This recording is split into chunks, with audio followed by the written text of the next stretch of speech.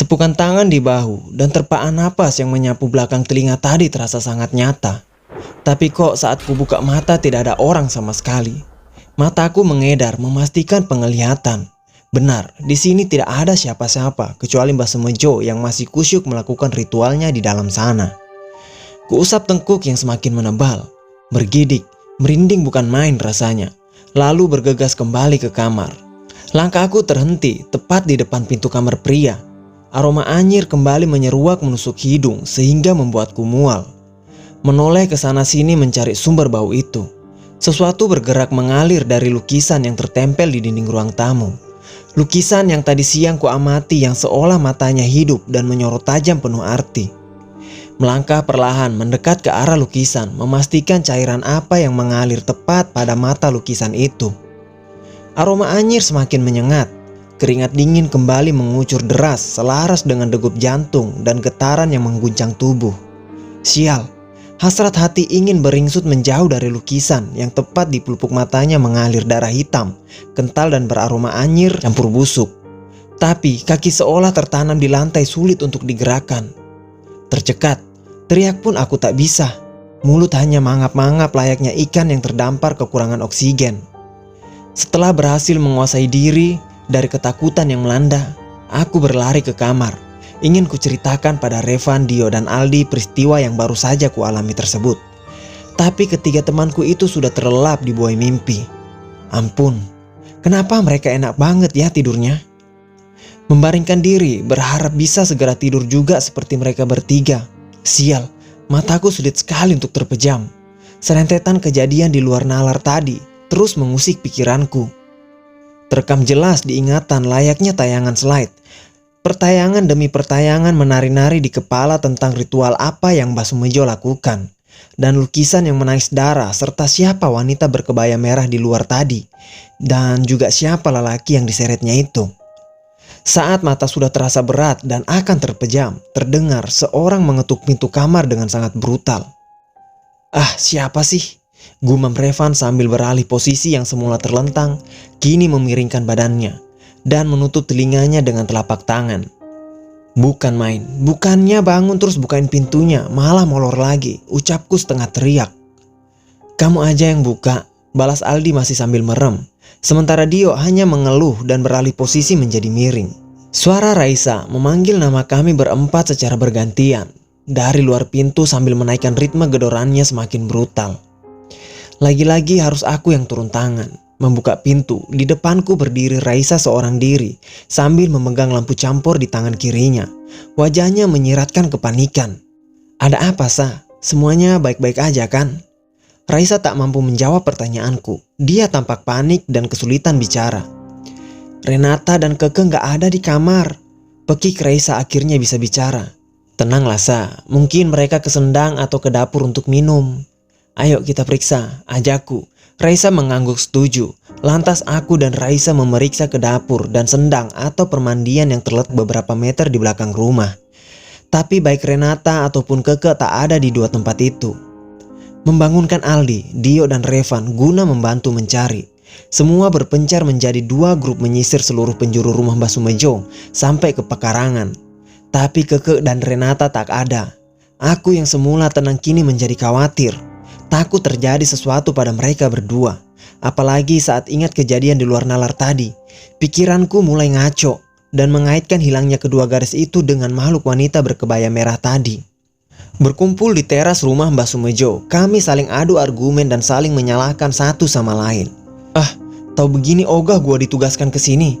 Racau Aldi sambil berkacak pinggang mondar-mandir ketakutan. Raisa terisak lirih, menangis, sesekali menggigit ujung kukunya. Sementara tangan kirinya yang memegang lampu cempor terlihat bergetar sambil terus meracau memanggil-manggil Keke dan Renata. Apa ini ada kaitannya ya sama larangan Keke tadi? Gumam Raisa, cukup jelas di telingaku. Larangan apa, Sa? Sambar Dio tak sabar. Kami pun saling tatap satu sama lain, antusias menunggu penjelasan dari Raisa. Tadi Keke melarang Renata pasang foto profil sosmed pakai foto lukisan wanita berkebaya merah itu. Jelas Raisa yang sedikit gugup. Maksud kamu Renata tadi fotoin lukisan yang ada di ruang tamu itu, terus dijadikan foto profil sosmednya, gitu? Raisa mengangguki ucapanku. Raisa lalu menjelaskan bahwa tadi Keke melarang Renata menyimpan foto hasil jepretannya karena ingat akan pesan Bu Laksmi agar jangan mengambil gambar apapun di desa ini. Tapi Renata malah bandel dan menjadikannya sebagai foto profil sosmednya. Kami berlima sedikit terlonjak kaget dan langsung menoleh ke arah pintu yang dibuka dari dalam. Sepersekian detik kemudian Mbah Sumejo berdiri di ambang pintu. Tatapan matanya menyorot tajam menyiratkan kemarahan. "Ada apa ini berisik sekali? Ganggu orang lagi tidur saja," bentak Mbah Sumejo. Kemudian menyambar kami satu persatu dengan tatapan elangnya. Kami berlima menunduk. Dio yang berdiri tepat di sampingku menyikut memberi kode agar aku menjelaskan pada Mbah Sumejo tentang hilangnya Renata dan Keke. Akhirnya aku jelaskan pada Mbah Sumejo tentang hilangnya Keke dan Renata. "Mungkin ke kali," jawab Mbah Sumejo singkat dengan nada ketus. "Gak mungkin ke kali, Mbah. Ini kan masih dini hari, masih sangat gelap. Mereka mana mungkin berani pergi tanpa membawa penerangan," sahut Raisa. "Jadi Keke dan Renata gak bawa senter atau obor sah?" tanyaku sambil memegang bahu Raisa, memastikan Raisa mengangguk membenarkan bahwa kedua teman wanitanya itu pergi tanpa penerangan apapun. Aku semakin khawatir dan yakin pasti ada yang tidak beres dengan mereka berdua. Bahkan tahu seluk-beluk desa ini. "Ayolah Mbah, tolong bantu kami mencari teman kami yang hilang," pintaku pada Mbah Sumejo. "Iya Mbah, tolong bantu kami," imbuh Revan. Mbah Sumejo bergeming, lalu akhirnya mengangguk dan mau membantu kami mencari keberadaan Renata dan Keke. Semua terbagi menjadi 3 grup. Aku bersama Aldi, Raisa bersama Revan, Dio bersama Mbah Sumejo, melakukan pencarian ke arah yang berbeda-beda. "Gan," panggil Aldi sambil celikukan. "Ada apa?" jawabku sekenanya sambil menoleh ke sana kemari mencari keberadaan Keke dan Renata. "Kenapa tadi kita ambil arah yang ke sini ya? Ini kan arah menuju makam tua tadi," ucap Aldi dengan nada setengah berbisik. Sontak membuat langkahku terhenti. Duh, benar juga apa yang dikatakan oleh Aldi. Salah ambil arah, tapi sudah kepalang tanggung. Toh, ini semua demi Keke. Aku harus menepis rasa takutku. "Memangnya kenapa kalau mengarah ke makam?" tanyaku berusaha mencairkan suasana, biar nggak terlalu tegang. "Ya serem lah," jawab Aldi dengan nada ngegas. Saat tinggal beberapa meter jarak kami berdua dengan makam tua, kami berdua tak ada yang berani buka suara. Semua terdiam, hanya deru napas yang memburu yang terdengar. Lagi, aroma kenanga menyeruak. Senter Aldi sorotkan tempat ke bawah pohon beringin yang rindang seluruhnya tertiup angin sepoi-sepoi, sehingga meriap-riap seolah sedang membelai makam. "Apa itu Gan?" pekik Aldi sambil melompat dan langsung memukulku. Sontak membuatku tergagap, kaget. "Apa? Mana?" tanyaku seraya melepaskan rangkulannya. Itu, tadi ada yang tiduran di bawah pohon beringin tepat samping makam itu," jelas Aldi sambil menyorotkan senternya ke bawah pohon beringin. Tapi akibat tangannya yang bergetar ketakutan, sorotannya jadi tak tertentu arahnya. Merebut senter yang dipegang oleh Aldi, lalu menyorot ke arah makam yang hanya berjarak sekitar 15 meter dari tempatku dan Aldi berdiri kini. "Itu kayaknya Keke, Al," pekiku dan langsung berlari mendekati sosok yang tergeletak itu. Tak menghiraukan Aldi yang memekik meminta ditungguin. "Bener Al, ini Keke," pekiku. Aldi tertegun dalam jarak 5 meter dari makam, tak mau lebih mendekat lagi. Takut katanya. "Lalu di mana Renata?" tanyaku pada Aldi sambil menoleh ke sana kemari mencari keberadaan Renata. "Sudahlah, jangan pikirkan Renata dulu. Sekarang kita bawa pulang dulu Keke. Siapa tahu yang lain sudah menemukan Renata," ucap Aldi dengan nada ketus. Aku tahu dia berusaha menahan ketakutannya. Berulang kali mencoba membangunkan Keke, tapi ia tak kunjung bangun. "Sepertinya Keke pingsan Al. Coba cek nadinya," titah Aldi. Kuturuti. Denyut nadi Keke masih ada. "Keke hanya pingsan Al," jelasku. Lantas Aldi gusar menyuruhku cepat membopong tubuh Keke dan ngajak bergegas pergi dari bawah pohon beringin ini. Sial. Saat aku kesulitan membopong Keke yang pingsan, Aldi sudah ngacir duluan. Dan sialnya, lagi aroma wangi kenanga bercampur anyir darah kembali menyeruak. Entah aku mendapat kekuatan dari mana. Kurasa akibat dorongan rasa takut teramat sangat, sehingga dalam keadaan membopong Keke aku bisa berlari cukup kencang. Sampai di rumah yang lain sudah pada berdiri menunggu di teras. "Itu siapa?" Keke atau Renata? Tanya Raisa tak sabar saat melihatku membopong seseorang. Ini Keke Sa, jawabku di sela napas yang terengah-engah. Dia kenapa? Tanya Raisa lagi dan langsung menangis. Tenanglah Sa, Keke hanya pingsan kok, jelas Aldi. Sebelum masuk menidurkan Keke di kamarnya, aku melirik ke arah Mbah Sumejo berdiri. Lelaki tua itu hanya diam sambil bersedekap. Tak ada empati-empatinya, ia tampak tenang dan cuek. Setelah menidurkan Keke di atas ranjang kamar para wanita, Raisa berusaha keras menyadarkan Keke dari pingsannya. Tapi Keke tak kunjung sadar sehingga membuat kami semua panik. Katanya calon dokter, masa menangani orang pingsan saja ndak bisa, ejek Mbah Sumejo, kemudian berlalu meninggalkan kami yang masih dilanda ketakutan dan kepanikan. Melihat sikap Mbah Sumejo, emosi Dio tersulut sehingga bersikeras ingin menghajar lelaki tua itu.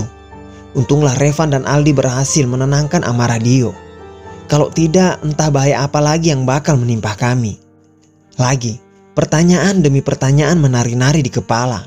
Apa semua kejadian ini ada kaitannya dengan ritual Mbah Sumejo yang dilakukan tadi? Dan masih banyak lagi pertanyaan yang sampai kini belum menemukan jawabannya. Azan subuh mengalun terdengar samar. Melihat jam yang melingkar di pergelangan, benar, sudah waktunya salat subuh. Aku mengajak teman semuslim untuk sholat. Sementara yang sedang tidak sholat, ku minta agar tetap stay menjaga Keke. Kita wudunya pakai apa Gan? Tanya Aldi.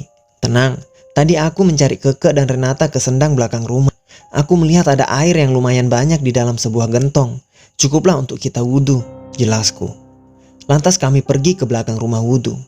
Seusai sholat, kami bertandang ke kamar para wanita melihat kondisi Keke. Menurut penjelasan Raisa, Keke belum menyadarkan diri. Aku mengangguk dan menyuruh Raisa agar sabar menunggu Keke siuman. Aku ke kamarku dulu ya. Raisa mengangguk. Lantas ku tinggalkan kamar perempuan dan bergegas ke kamar para pria yang sedang kasak-kusuk berunding tentang rencana selanjutnya untuk mencari keberadaan Renata. Semua mendesakku agar segera mencari solusi dan bertindak. Aku mengangguk lalu bergegas menemui Mbah Sumejo lagi untuk meminta bantuannya mencari Renata. Sungguh aneh Mbah Sumejo ini. Kalau tidak dimintai bantuan beliau, tidak ada inisiatifnya untuk membantu kami. Tuan rumah macam apa dia? Tidak ada tanggung jawabnya sama sekali untuk tamunya. Sangat keterlaluan. Hari sudah terang. Belum ada tanda-tanda Keke untuk sadar. Dan juga belum ada kabar dari Revan, Dio dan Mbah Sumejo. Renata sudah ditemukan atau belum? Jangan melamun Gan, entar kesambet pula, ucap Aldi seraya menepuk bahu ini. Aku hanya menoleh sekilas lalu melihat ke luar jendela lagi. Mengamati dedaunan yang basah akibat embun pagi. Indah dan sangat asri, tapi tetap ada kesan mistisnya. Aldi, Gani, teriak Raisa dari arah kamar sebelah, kamar para wanita, membuatku terlonjak kaget. Begitupun dengan Aldi. Lantas kami berdua bergegas ke kamar sebelah. Langsung masuk dan mengambil posisi duduk di atas ranjang, ke samping Keke. Alhamdulillah Ke, kamu sudah sadar, ucapku lega. Memangnya aku kenapa? Tanya Keke. Dia tampak masih linglung. Ini minum dulu Ke, ucap Aldi sambil menyodorkan secangkir air putih. Dan langsung diraih serta diminum oleh Keke. Renata mana? Tanya Keke kemudian. Membuatku bingung hendak memberi jawaban apa. Aku sendiri bahkan tidak tahu apa yang terjadi dan di mana Renata berada. Menatap Aldi berharap dia bisa memberi penjelasan pada Keke, tapi malah hanya dibalas dengan kedikan bahu. Kenapa kalian hanya pada diam? Apa yang terjadi sama aku? Di mana Renata? Pertanyaan yang tadi saja belum kutemukan jawabannya. Keke sudah memberondong dengan pertanyaan yang baru. Aku, Raisa dan Aldi semakin bingung dibuatnya. Kamu ditemukan pingsan Ke, jawab Raisa. Hah? Pingsan? Iya, subuh tadi kamu ditemukan pingsan di samping makam Roro Kenanga, jelas Raisa. Roro Kenanga, desisnya. Aku mengangguk membenarkan. Setelah sebelumnya Keke tampak termenung, tiba-tiba berteriak memanggil-manggil Renata, serta berkata bahwa Renata kesakitan dan memintaku agar menolongnya. Aku bingung dan tak mengerti maksud Keke. Begitupun dengan yang lainnya. Ke, tenang Ke. Aku mencoba menenangkan kepanikan Keke, tapi tidak berhasil. Dia malah semakin panik. Ke, tenang Ke. Aku mencoba menenangkan kepanikan Keke, tapi tidak berhasil. Dia malah semakin panik. Bagaimana bisa aku tenang? Kalian semua ini bodoh. Cepat tolong Renata sebelum dia... Sebuah tamparan kulayangkan agar Keke sadar. Dia meringis kesakitan lalu menangis dan mendorong tubuhku hingga terjengkang.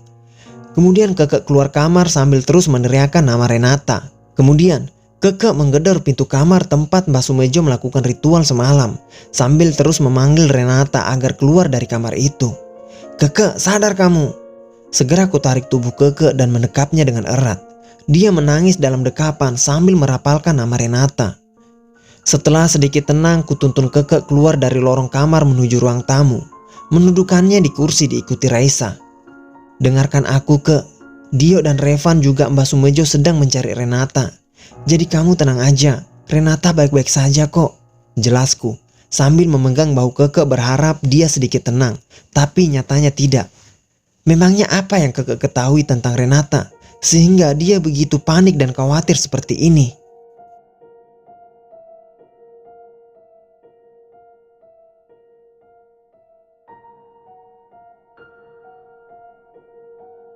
Setelah 2 jam menunggu, para pria yang mencari Renata datang dengan tangan yang kosong. Gadis itu tidak ada bersama mereka. Yang nampak hanya wajah-wajah lesu Revan dan Dio. Mbah Sumejo juga tidak terlihat bersama mereka. "Bagaimana, Van? Renata mana?" Aldi terlebih dahulu menyambut mereka dengan pertanyaan sebelum masuk ke dalam rumah. Revan dan Dio hanya bungkam. Kepalanya menggeleng-geleng. Melihat itu, tubuh Aldi jadi ikut lemas. Aku kembali menangis histeris. Raisa hanya mendekapku. "Lalu Mbah Sumejo?" tanya Gani tak melihat keberadaan pria sesepuh itu. "Mbah Sumejo memisahkan diri dari kami," jawab Dio seraya menghempaskan tubuh lelah di kursi kayu. Apakah mereka tidak sadar kalau Renata sudah mati? Renata mati di kamar dalam lorong itu. Kepalaku menoleh ke arah lukisan melemparkan tatapan nyalang. Sekali hentak aku bangkit menghampiri benda menggantung itu. "Ke, mau kemana?" Raisa mencekal lenganku, segera ku tepiskan. "Di mana Renata?" "Aku tahu kau yang menyembunyikan Renata," teriakku seraya menunjuk lukisan itu. Tangan satuku terkepal, menahan emosi yang membuncah dalam dada. Entah kenapa, aku merasa yakin lukisan itu memang hidup dan penyebab Renata mati. Lukisan itu bukan semata-mata terpajang, pasti ada sesuatu di baliknya. "Ke, maksudmu apa? Kenapa menyalahkan benda mati dengan kehilangan Renata?" Gani membalikkan tubuhku, menghadapnya dengan mencengkram kedua bahu. Tatapannya tajam menusuk kedua bola mata yang tak henti digenangi kaca-kaca ini. "Sudah kukatakan, Renata ada di kamar itu. Renata sudah mati tergantung di sana," ucapku sambil mengusap air mata yang terus mengalir di pipi. "Renata gantung diri di kamar itu," lanjutku dengan lirih. Kupastikan semua mendengarnya. Telunjuk ku arahkan ke lorong itu. "Keke, maksudmu apa?" seru Raisa berjalan cepat ke arahku. "Kamu bicara apa, Ke? Bagaimana kamu bisa tahu Renata ada di kamar itu? Dan dari mana kau mengetahui kalau Renata sudah mati juga?" sentak Revan. Tubuhku dialihkan ke arahnya dengan kasar. Gani terlihat berang melihatku diperlakukan kasar oleh Revan. "Jaga sikapmu, Revan. Biar Keke jelaskan dengan tenang dulu," seraya melepaskan tangan Revan dari bahuku. Revan mendengkus, mengusap kasar wajahnya, terlihat kesal dan tidak sabaran. "Semalam Renata hilang." Sambil terisak dan sedikit gagap, aku menceritakan apa yang kualami semalam. Tak ada satupun yang kulewati, hingga berakhir tidak sadarkan diri. "Dan itu tidak mungkin. Tidak mungkin Renata mati." Dio setengah berteriak berlari menuju lorong yang kini tak terlalu gelap karena sinar matahari menerobos di celah-celah atap tanpa plafon. "Dio, tunggu!" Gani mengejar, diikuti kami berlari dari belakang. "Renata, jawab aku. Apakah kamu ada di dalam? Renata!" Dio menggedor pintu cukup keras disertai kepanikan. Raisa juga Revan ikut memanggil nama Renata.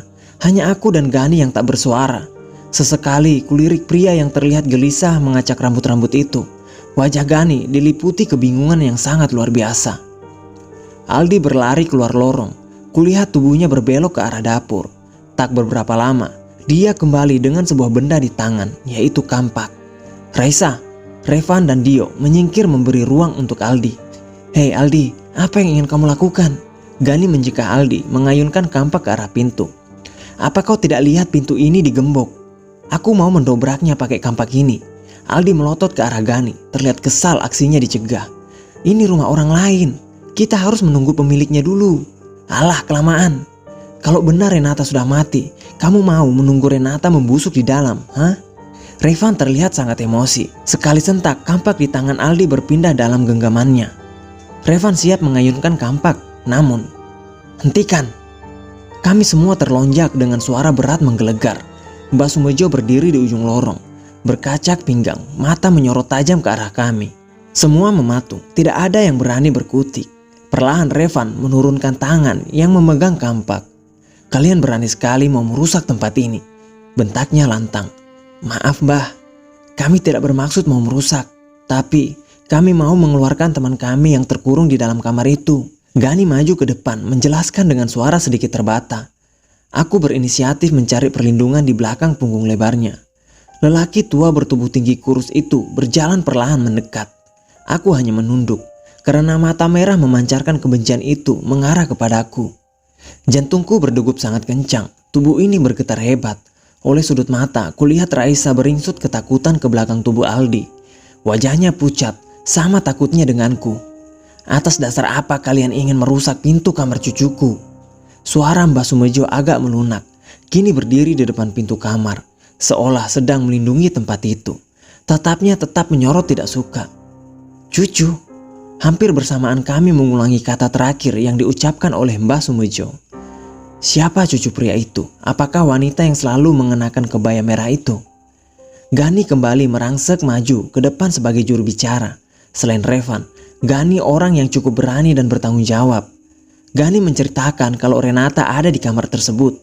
Semua yang kualami semalam dibeberkan olehnya. Lepas menjelaskan, tidak ada reaksi apapun dari Mbak Sumejo, hanya melirik sekilas ke arahku.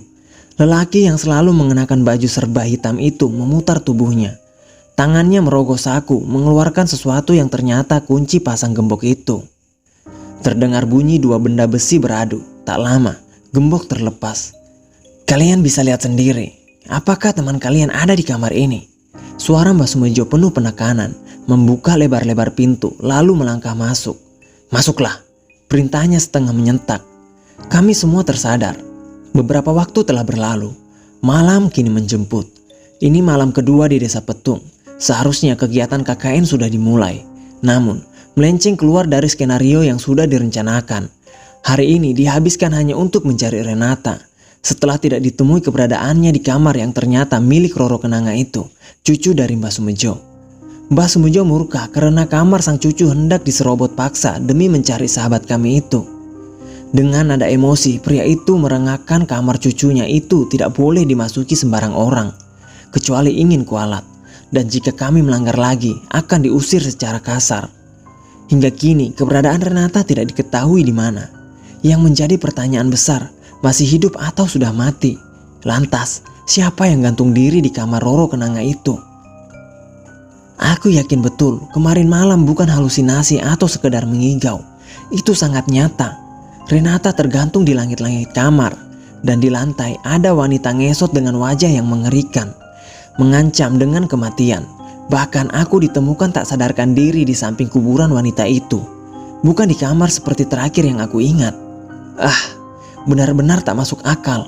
Kepalaku serasa mau pecah mengingat semua itu. Sementara Raisa, kulihat sudah tertidur. Anak itu memang paling mudah terlelap jika kepala sudah menyentuh bantal. Ditambah lagi rasa lelah yang mendera setelah seharian memperdebatkan keadaan Renata. Mencari ke setiap rumah penduduk hingga sampai ke makam Roro Kenanga, di mana aku ditemukan pingsan di sana. Tapi hasilnya nihil. Renata seakan lenyap di telan bumi. Kamu di mana sih, Rek? Mudah-mudahan kamu masih hidup, supaya kita bisa pulang bersama-sama.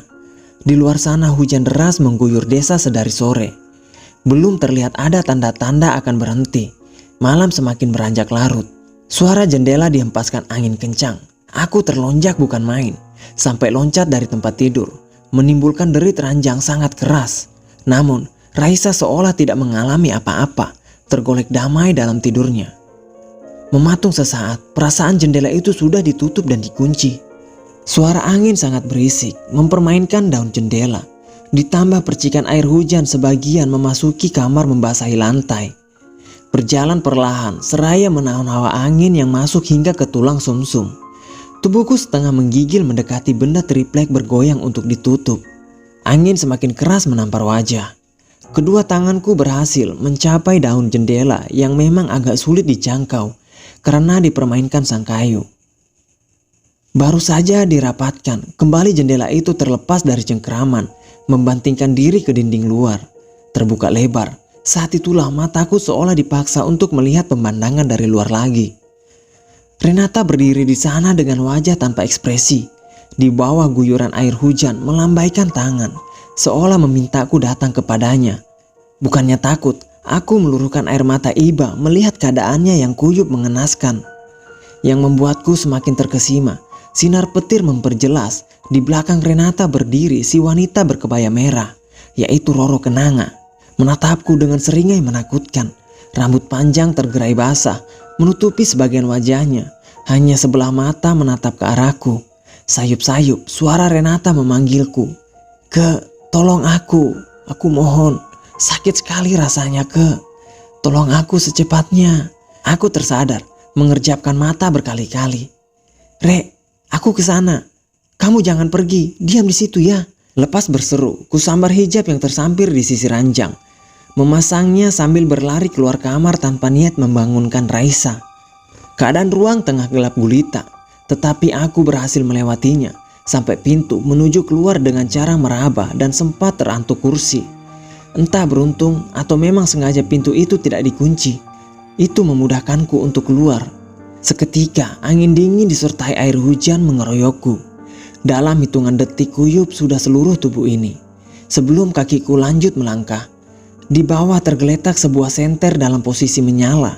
Setauku benda ini milik Aldi. Kenapa ada di sini? Di mana pemiliknya? Tidak ada waktu untuk memikirkan itu saat ini. Pikiranku tertuju pada Renata, berharap itu memang dia sedang membutuhkan pertolonganku. Dengan langkah terseok, menantang hujan deras di tengah keremangan malam dengan bantuan senter milik Aldi. Aku menuju tempat Renata tadi berdiri. Dia masih di sana dengan tubuh membelakangiku. Roro Kenanga sudah tidak bersamanya lagi. Entah kemana makhluk astral itu. Renata masih mengenakan piyama tidur terakhir sebelum menghilang. Dia mulai berjalan tanpa menghiraukan panggilanku, seraya menyorotkan lampu senter ke arahnya. Rek, tunggu, kamu mau kemana? Kuikuti langkah Renata yang tidak mau berhenti. Menoleh pun tidak. Langkahnya perlahan, tetapi aku kesulitan menyusulnya. Seakan ada jarak yang memisahkan kami. Gadis itu terus berjalan ke arah utara. Di sanalah terdapat makam cucu Mbah Sumejo. Setelah tahu tujuannya ke sana, ingin mengurungkan niat mengikuti Renata, tetapi rasa penasaran terus mendorongku. Rek, kumohon hentikan jalanmu, jangan ke sana. Ayo kita pulang. Teriakku di tengah gemuruhnya angin dan suara hujan. Malam kian mencekam, ditambah petir menggelegar saling bersahutan. Sinarnya sekejap memercik ke segala arah. Renata menghentikan langkahnya, berdiri mematung di bawah pohon beringin besar di samping makam. Siapa lagi kalau bukan milik Roro Kenanga? Telingaku menangkap suara wanita dan pria menangis lirih bersahutan. Bulu kuduku meremang hebat. Rek, ayo kita pulang. Aku mohon, ucapku dengan suara bergetar. Tak sedikit air hujan tertelan. Renata bergeming, tangannya perlahan terangkat. Dengan jari mengacung ke atas, refleks kuarahkan senter ke arah yang ditunjuk Renata. Mulutku menganga lebar, ketakutan luar biasa menyergap. Tubuh bagai tersambar halilintar yang melecut-lecut di angkasa. Aku melihat tubuh Aldi tergantung di atas pohon. Aldi, teriakku.